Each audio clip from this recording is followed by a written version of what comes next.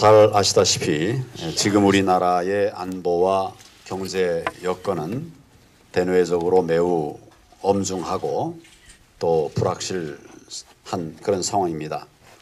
또한 정치적으로도 헌법재판소의 탄핵 결정이 임박한 것으로 보이고 탄핵 찬반을 둘러싼 갈등은 한치 앞을 예측하기 어려운 실정입니다.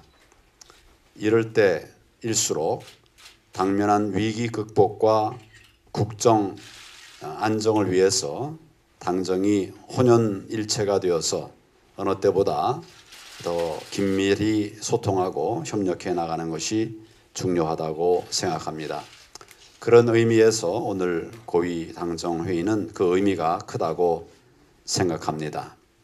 먼저 지난 2월 13일 발생한 김정남 피살 사건은 북한 정권의 잔혹성과 반인륜성을 보여주는 단적인 사례입니다. 특히 이번 사건이 국제법으로 금지된 화학 무기를 사용하여 자행되었다는 점에서 핵미사일 위협에 이어 생화학 무기 테러에 대한 우려도 고조되고 있습니다.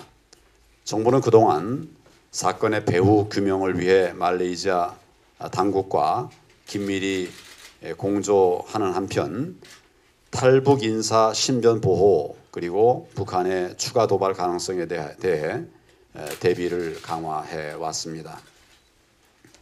이번 사건을 계기로 북한이 얼마나 예측 불가능한 집단인지 재확인된 만큼 정부는 국민들께서 우리의 안보 상황에 대해 더욱 경각심을 갖도록 노력하는 한편 북한이 생화학 무기 위협에 대한 대비 태세를 강화해 나가겠습니다. 또한 북한 인권 개선을 위한 국제 공조도 구체화해 나가겠습니다. 당에서도 북한 인권재단 출범 문제가 국회에서 하루빨리 해결될 수 있도록 관심을 가져주실 것을 당부를 드립니다. 사드 배치는 증대되는 북한의 핵미사일 위협으로부터 국가 안위와 국민 생명을 지키기 위한 반드시 필요한 자위적 방어 조치로서 어떠한 제3국도 지향하지 않는다는 점을 거듭 강조하고자 합니다.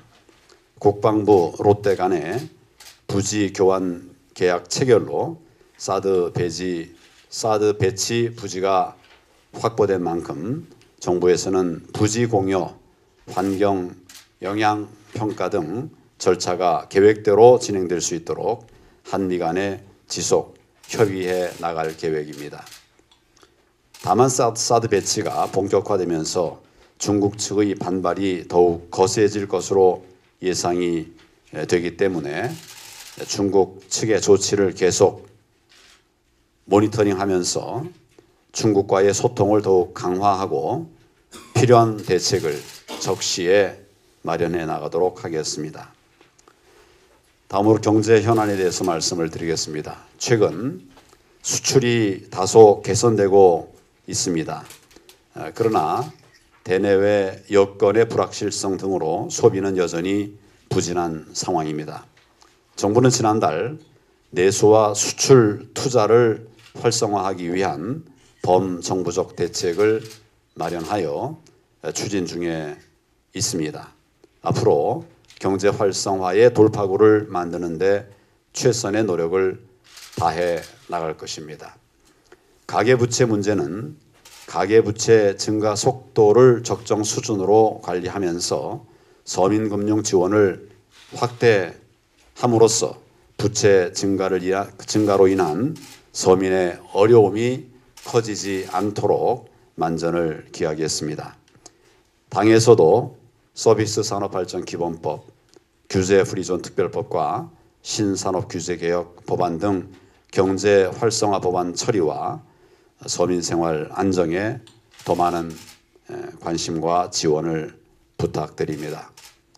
안보와 민생 문제는 국가가 챙겨야 할 가장 기본적인 책무인 만큼 오늘 당정이 관련 현안들을 함께 고민하고 나아가서 실효성 있는 대책들을 모색할 수 있기를 기대합니다. 북한의 김정남 암살 문제, 또 핵과 미사일 도발, 또 지금 한미 연합 훈련에 따른 이 북한의 여러 가지 군사 도발 위협, 이런 것들이 좀 상존해 있습니다. 그래서 국민들께서는 아마 이런 그 예상치 못한 이런 그 북한의 여러 가지 태도라든지 행동에 대해서 많은 불안을 느끼고 계신 것 같습니다. 그래서 국민들이 좀 안심할 수 있는 우리 안보에 대한 가시적 조치가 있었으면 좋겠다, 이렇게 생각을 합니다. 필요하다면 우리 전군 지휘관 회의도 소집을 해서 안보에 대한 우리 전군의 그 확고한 의지를 국민들한테 좀 보여주시는 것도 필요하지 않을까, 이렇게 생각을 하고, 강력한 대응 태세 확인을 국민들한테 보여주실 것을 당부를 또 드립니다.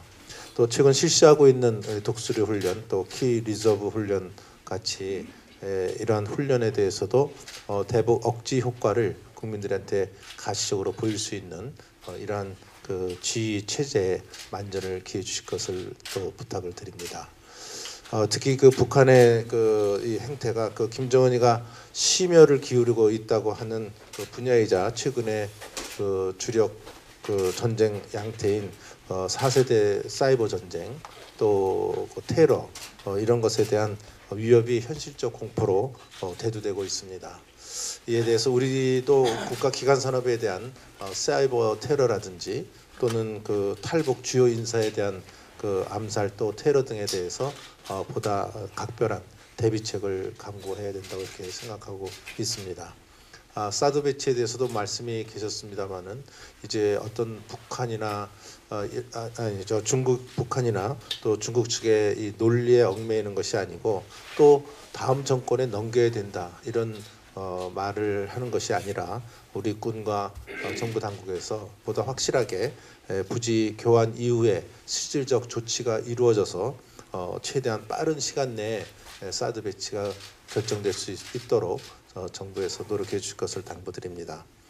두 번째, 우리 내수와 이 관련해서는 최근에 여러 가지 내수 활성화 대책도 발표를 해주셨습니다만은 우리 시중 그 유동성 악화에 따른 소위 돈맥 경화 현상, 또 그 가계부채의 증가 문제, 또 고용 불안이라든지 실직에 따른 이런 소비 심리 저하가 지금 주 요인으로 작용을 하고 있다고 판단되고 있습니다.